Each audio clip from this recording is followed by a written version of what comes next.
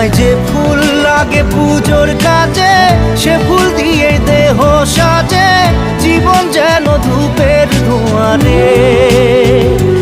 জীবন রে